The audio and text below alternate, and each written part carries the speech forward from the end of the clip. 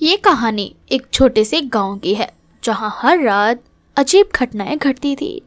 गांव के लोग कहते थे कि रात के अंधेरे में एक भूतिया आवाज सुनाई देती है जो किसी खोई हुई आत्मा की चीख जैसी लगती है। कोई भी रात को अकेला बाहर नहीं निकलता था। गांव के एक युवा लड़के अर्जुन ने इन अफवाहों को महज एक मिथ समझा। उसने तय किया कि वो सच जानने के लिए रात को जंगल में जाएगा। अर्जुन को इस तरह के डरावने किस्से हमेशा मजाक लगते थे। एक रात जब पूरा गांव सो रहा था, अर्जुन जंगल की ओर चल पड़ा। जैसे जैसे वो जंगल के अंदर जाता गया, अंधेरा घना होता गया। पेड़ों की शाखाएं हवा में झूल रही थी और एक अजीब सी खामोशी थी।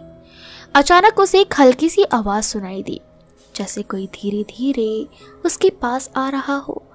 अर्जुन ने पीछे मुड़कर देखा, लेकिन वहां कुछ भी नहीं था। तभी उसने एक विचित्र सी आकृति देखी जो धुंधले अंधेरे में धीरे धीरे उसकी ओर बढ़ रही थी। वो परछाई एक महिला की थी जो सफेद साड़ी पहनी थी और उसके बाल बिखरे हुए थे। अर्जुन की धड़कन तेज हो गई। वो समझ नहीं पा रहा था कि ये कौन है, लेकिन उसके मन में डर समा गया था।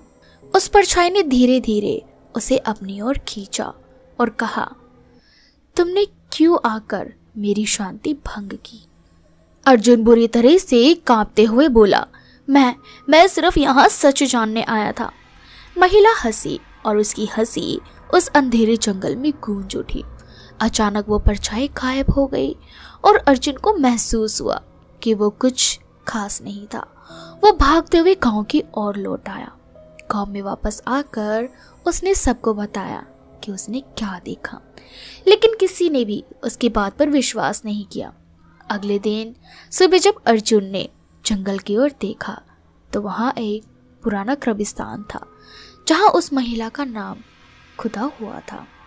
उसकी आत्मा आज भी हर रात जंगल में घूमती थी और अर्जुन की तरह जो भी उससे मिलने चाहता था उसे अपनी शांति की कीमत चुकानी पड़ती थी।